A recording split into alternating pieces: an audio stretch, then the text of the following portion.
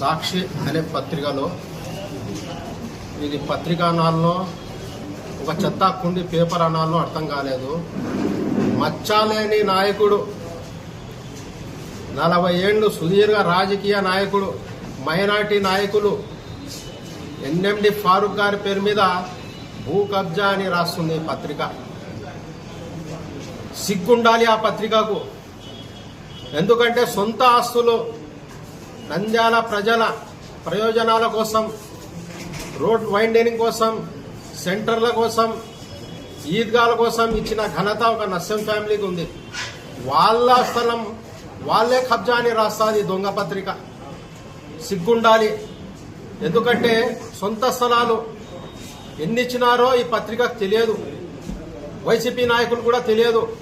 వాళ్ళు ఒక సెంటు భూమి ఇవ్వలేదు, వాళ్ళు ఇయ్యలేరు కూడా. ఏదో 10 రూపాయలు పేద ప్రజల మీద వేసి మేమేదో ప్రజలకు న్యాయం చేస్తున్నామంటున్నారు.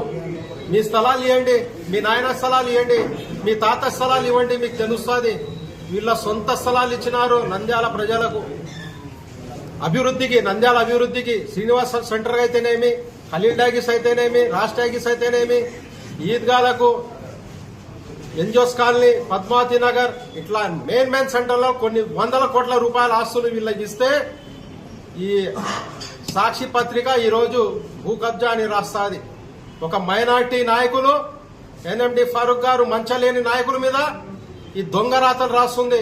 దీని మీద మేము ఖచ్చితంగా కోర్టుకు వెళ్తాం.